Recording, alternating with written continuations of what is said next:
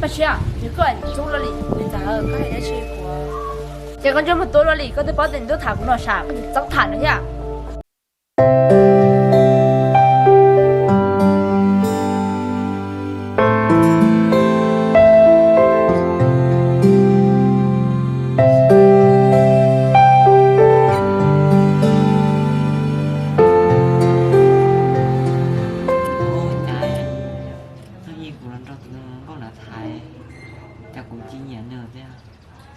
？chế cho các tàu cái rồi được thả lúa xí vào ô trên tàu hai con nhà nó cho chẳng là chỉ bó là nó không chờ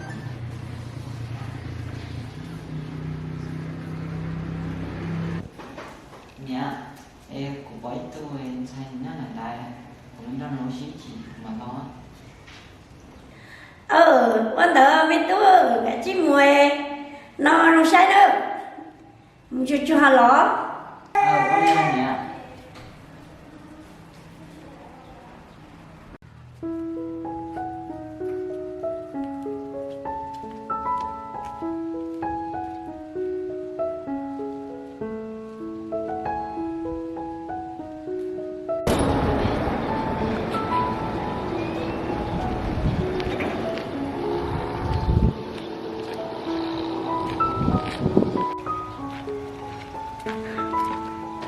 nó vẫn nhớ chị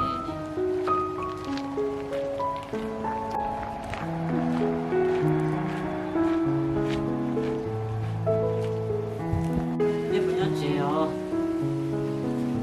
đi vẫn nhớ chị à我讲我们都还能干的。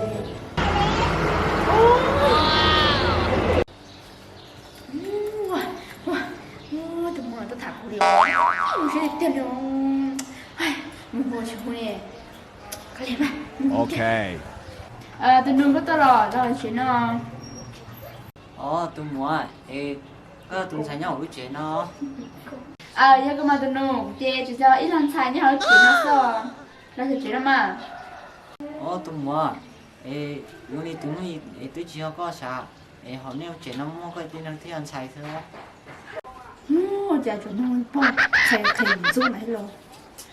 Ya mà tụi nó mất của ya, mất bé tụi nó xài chi sao? hôn chơi nên là anh chơi nên nghe anh huy thì chuyện là nó anh giá quấy sáng chuyện kia Tụi nó là chuyện nó. ê tôi muốn sợ sợ cái tao tới rồi nó sao Tao cái mà tụi nó giờ là cái nhỏ có to.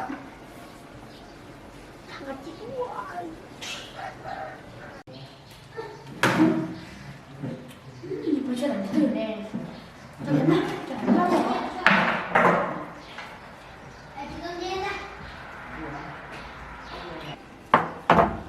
Tụi nó là nó.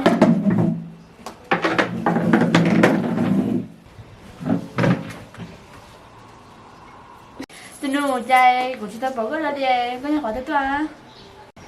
tôi muốn nhỏ lúc nhỏ thế à ê mình cũng cỡ lon sẽ có chụp bóng hả Đi tao lót tụi nó. cho chụp bóng này biết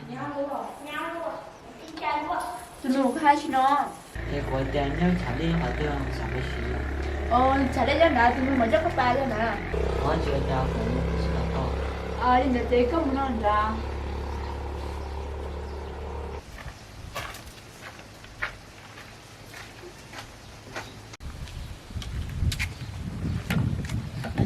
có cái gì này ôi tụi đó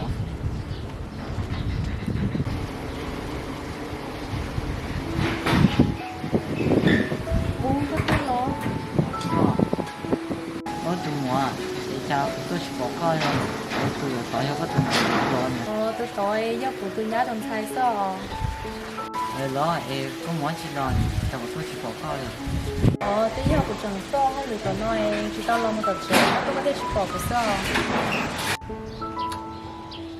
Em trai tôi nói tí luôn nè.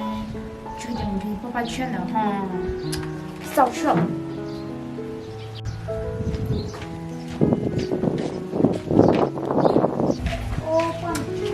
Tao nhìn nó bị gì á rồi. Trời tao có ba chuyện nào thả sao. Ôi, sao tức lời.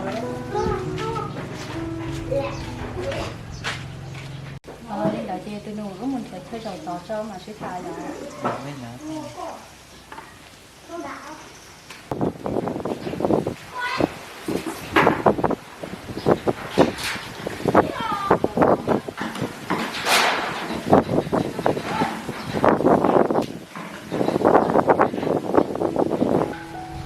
Tôi nấu ấy có cái tôi không để nó.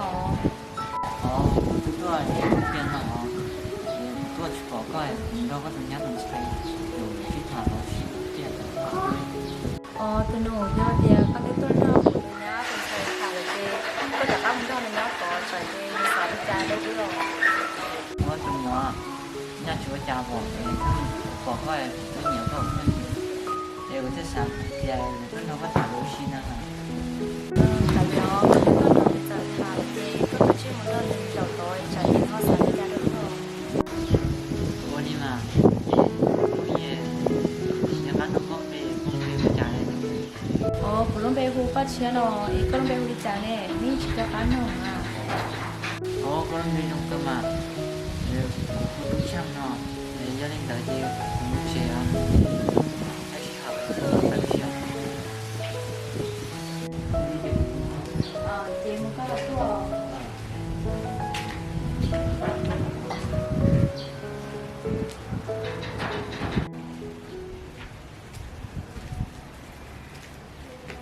tôi mua tôi không chịu. tôi nấu nhiều khó tao sẽ có chỉ là cái mua Tôi mua tôi bây giờ nói tôi không mua. Cho nên là chị muốn có tôi như thế nào? Bây giờ tôi mua cái bài你爸爸选一两个是吗？这里能追呢，chúa sợ. Chị bảo tuổi thế này, nó có sao? Bác sĩ à,你过来，你走了哩，你咋个还在吃过？这个这么多了哩，个都保证都谈不了啥，个就早谈了呀。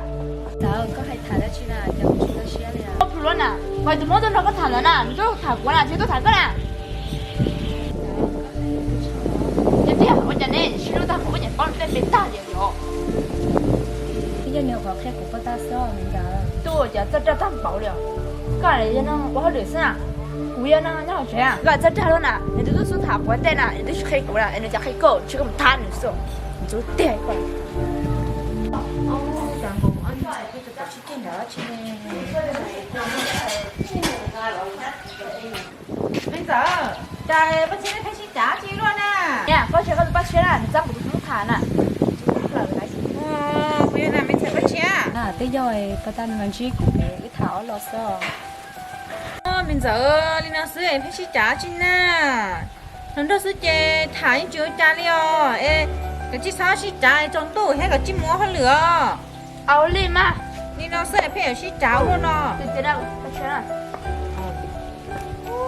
Thôi lo mình xài lo. Tức xả tia cái lần xứ ấy cho mình xài bắt chia là có khu nào là họ. Cái trái chẳng là chỉ hậu đi theo. Rồi luôn.